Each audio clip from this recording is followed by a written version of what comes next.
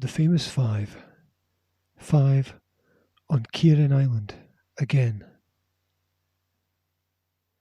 Dedicated to Zorah and Jazz.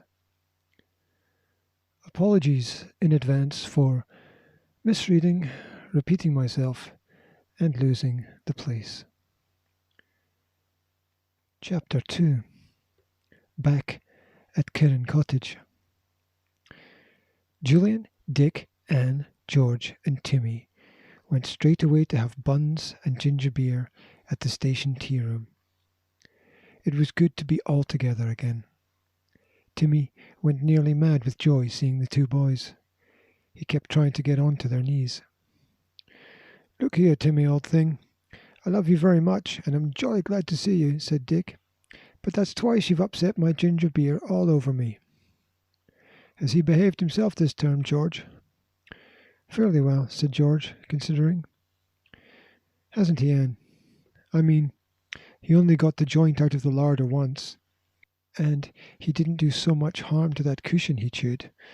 And if people will leave their galoshes all over the place, nobody can blame Timmy for having a good old game with them." "And that was the end of the galoshes, I suppose," said Julian with a grin. "On the whole, Timmy, you have a rather poor report.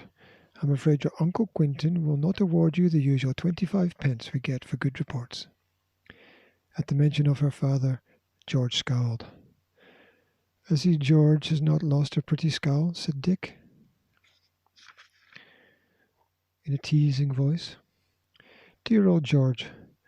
We shouldn't know her unless she put on that fearsome scowl at least half a dozen times a day."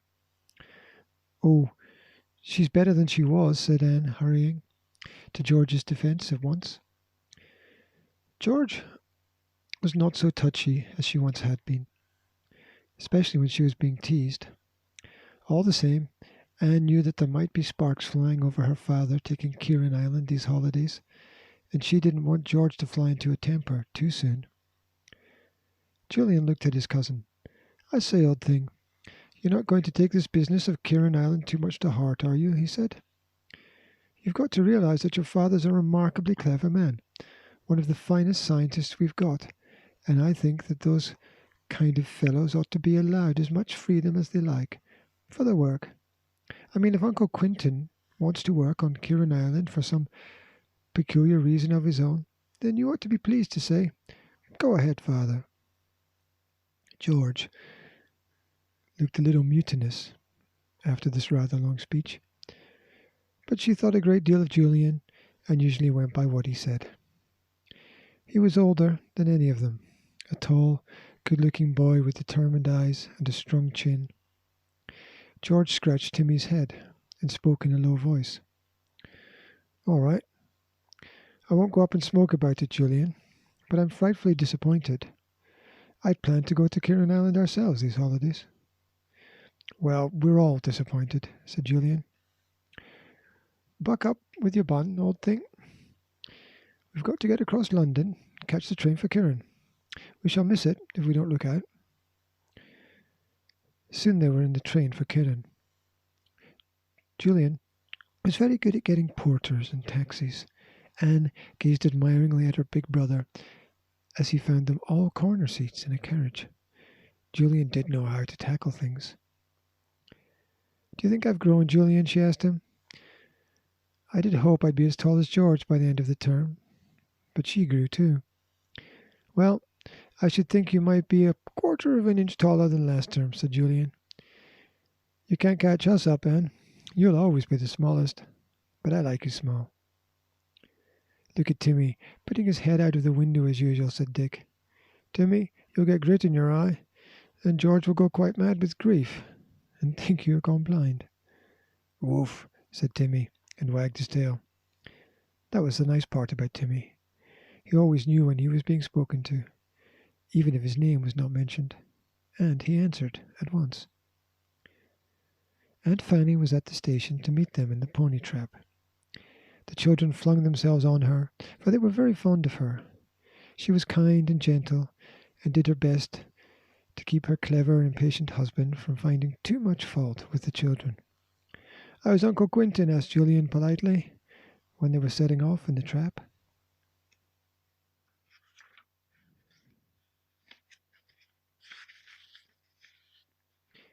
He's very well, said his aunt, and terribly excited. Really, I've never known him to be so thrilled as he's been lately. His work has been coming along very successfully. I suppose you don't know what his latest experiment is, said Dick. Oh no, he never tells me a word, said Aunt Fanny. He never tells anyone anything while he's at work, except his colleagues, of course. But I do know it's very important. And I know, of course, that the last part of the experiment has to be made in a place where there is deep water all around. Don't ask me why. I don't know. Look, there's Kirrin Island, said Anne suddenly. They had rounded a corner and come in sight of the bay. Guarding the entrance to it was the curious little island, topped by the old ruined castle.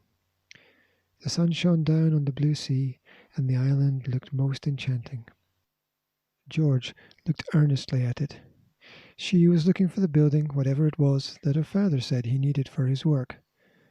Everyone looked at the island, seeking the same thing. They saw it easily enough. Rising from the centre of the castle, probably from the castle yard, was a tall, thin tower, rather like a lighthouse. At the top was a glass-enclosed room, which glittered in the sun. Oh, Mother, I don't like it. It spoils Kirrin Island, said George in dismay.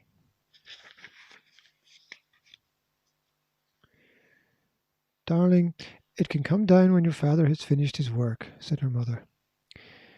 It's a very flimsy temporary thing. It can easily be pulled down.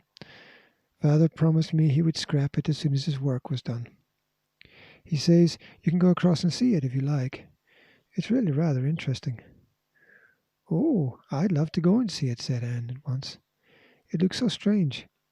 Is Uncle Quentin all alone on Kirrin Island, Aunt Fanny? Yes, and I don't like him to be alone, said her aunt.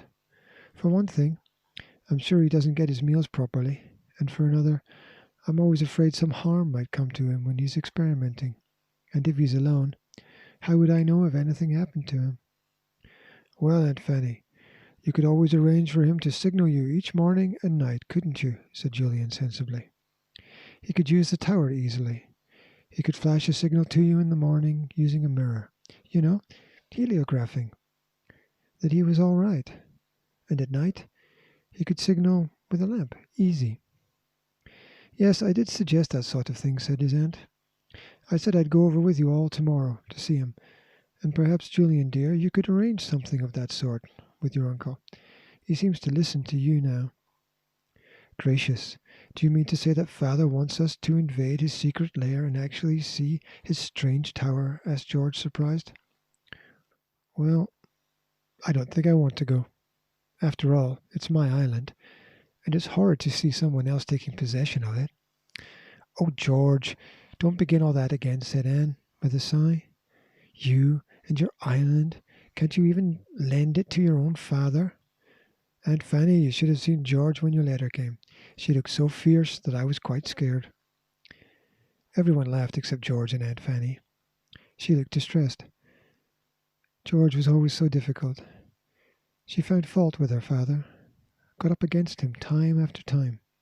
But dear me, how very, very like him she was, with her scowls, her sudden temper, and her fierceness. If only George was as sweet-tempered and easy-going as these three cousins of hers. George looked at her mother's troubled face and felt ashamed of herself. She put her hand on her knee. It's all right, Mother. I won't make a fuss. I'll try to keep my feelings to myself. Really, I will. I know Father's work is important. So I'll go with you to the island tomorrow. Julian gave George a little clap on the back. Good old George. She's actually learnt not only to give in, but to give in gracefully. George, you're more like a boy than ever when you act like that. George glowed. She liked Julian to say that she was a boy, but Anne looked a little indignant. It isn't only boys that can learn to give in decently, and things like that, she said. Heaps of girls do. Well, I jolly well hope I do myself. Goodness, here's another firebrand, said Aunt Fanny, smiling. Stop arguing now, all of you. Here's Kirrin Cottage. Doesn't it look sweet with all the primroses in the garden and the wallflowers coming out and the daffodils peeping everywhere? It certainly did. The four children and Timmy tore in at the front gate, delighted to be back. They clattered into the house and, to their great delight, found Joanna, the old cook, there. She had come back to help for the holidays. She beamed at the children and fondled Timmy when he leapt around her barking. "Well, there now, haven't you all grown? How big you are, Julian! Taller than I am, I'd say. And why, Anne, she's really getting quite big." That pleased Anne, of course. Julian went back to the front door to help his aunt with the small bags in the trap. The trunks were coming later. Julian and Dick took everything upstairs. Anne joined them, eager to see her old bedroom again. Oh, how good it was to be in Kirrin Cottage once more. She looked out of the windows. One looked onto the moor at the back. The other looked sideways onto the sea. Lovely, lovely. She began to sing a little song as she undid her bag. "You know," she said to Dick, when you brought George's bag in, "you know, Dick, I'm really quite pleased that Uncle Quentin has gone to Kirrin Island, even if it means we won't be able to go there much. I feel much freer in the house when he's away. He's a very clever man, and he can be awfully nice, but I always feel a bit afraid of him." Dick laughed.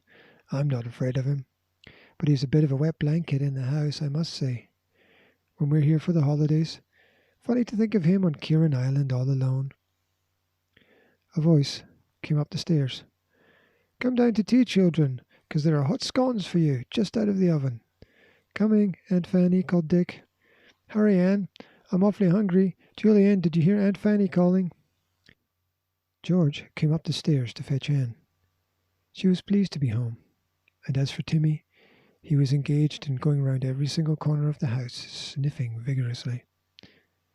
"He always does that," said George, as if he thought that there might be a chair or a table that didn't smell quite the same as it did last time. "Come on, Tim, tea time." "Mother, as father isn't here, can Timmy sit beside me on the floor? He's awfully well behaved now." "Very well," said her mother. And tea began. And what a tea! It looked as if it was a spread for a party of 20. Good old Joanna! She must have baked all day. Well, there wouldn't be much left when the 5 had finished. End of the chapter.